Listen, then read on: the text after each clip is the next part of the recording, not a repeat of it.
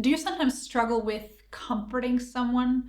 You see that they're in pain, going through a challenge, and you want to be there for them, support them, but you're not really sure what to say or do?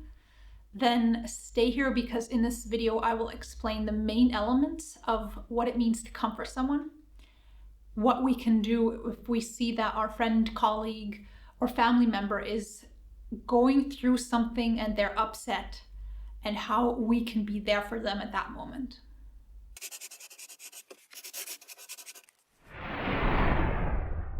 Hey everyone, welcome to Becoming an Expert at Self-Leadership. I'm Maika, and the first place you really want to start when comforting someone is to observe their need.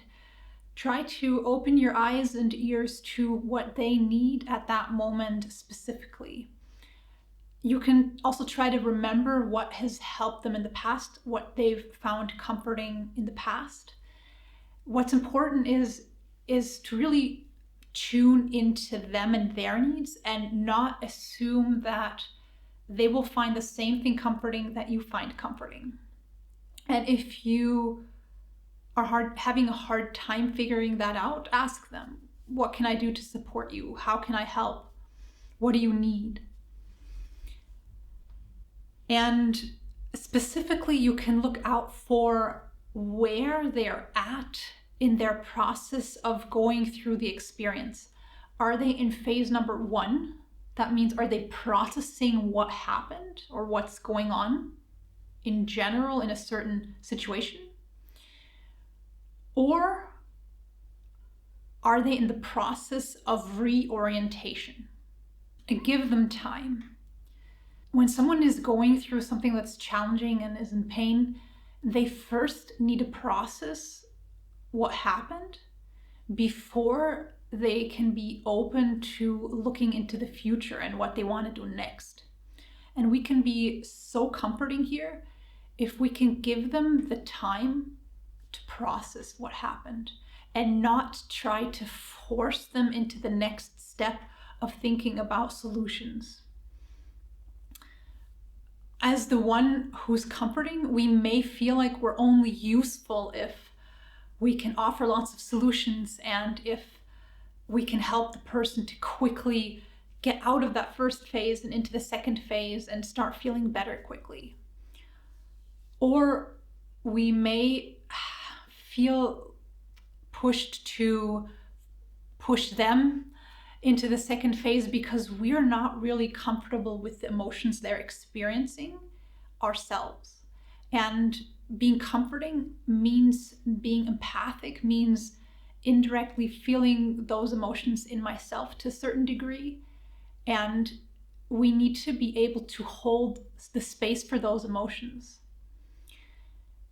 And to be able to do that, we need to have an accepting attitude towards our own feelings and not feel like these emotions are weak, they're unwanted, they shouldn't be here, I need to try to avoid this and push this away.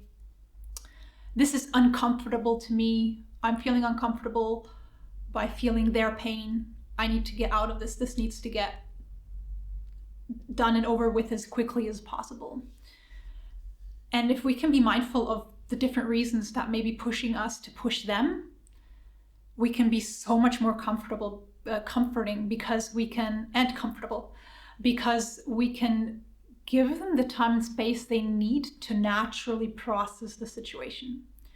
If we try to force someone into that second phase of finding solutions, it actually will take longer for them to get there, because we'll constantly be in kind of like a fight that the person is always coming back to trying to tell us what happened or trying to process what happened.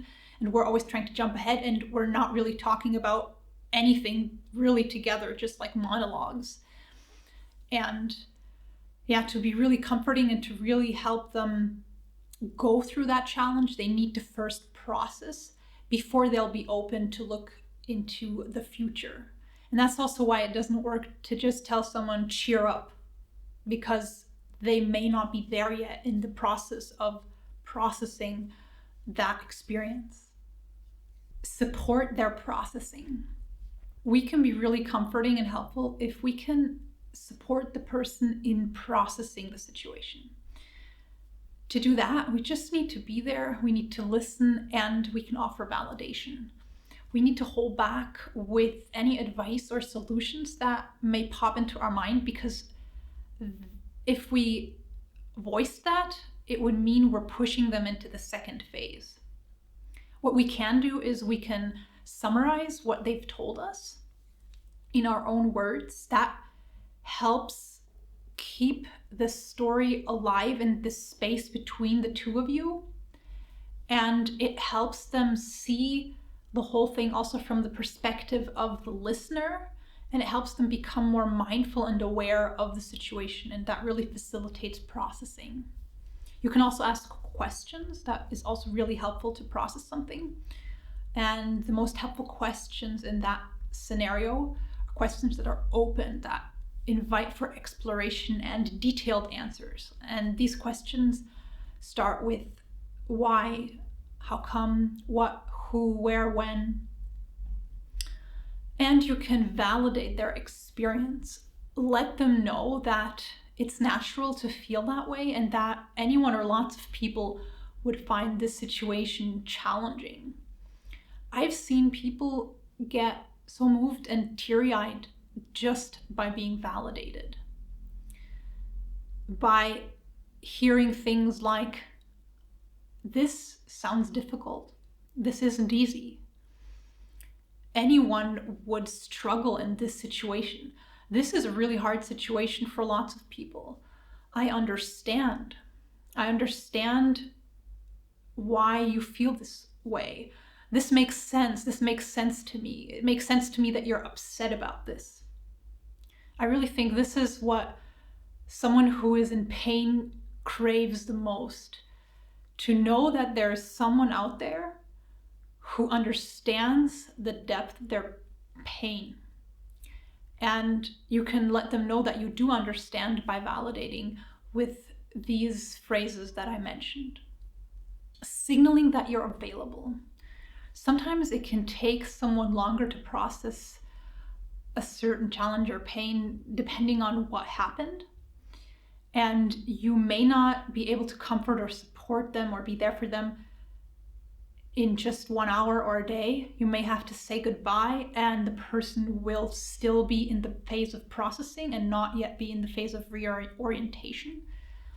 And what you can do then is to signal that you're available to them continuously. Let them know they don't have to go through this alone, no matter how long it'll take them. Tell them things like, if you want to talk, I'm here for you. Let me know if there's anything I can do to help you, if there's something that you need that I can take care of. It's so much more important to reach out like that and to signal that you're there, even if you don't know what to say, than to come in swooping in like a superhero and having the perfect solution on a tray. Ask them how they're doing, and don't let the fear that you might say the wrong thing hold you back from that. Often what happens when people go through loss is that other people will kind of tiptoe around them and be afraid to say the wrong thing and kind of like pretend nothing happened or nothing's going on. And I think that makes it so much harder for those people to go through their experience and to be comforting. It's a lot more effective to really just go up to them and ask them in situations where it's adequate and in a kind way, a supportive way, to just ask them how they're doing and how they're keeping up with things. And if your support as a friend, family member, or a colleague isn't enough for that person, you can also help them by supporting them in finding professional help. Just like they don't have to go through it alone, you don't have to be the only part of their support system. Thanks for joining me today. I hope that you feel encouraged to step out there, be comforting to others, and that you see it's really more about being there than about having the right solution or the right thing to say up your sleeve. And oh, by the way, I also have a video about how to react when someone starts crying at work on my channel. I'll link it up here if you want to check that out. If you want to stay in contact, remember to subscribe. Till next time, take care.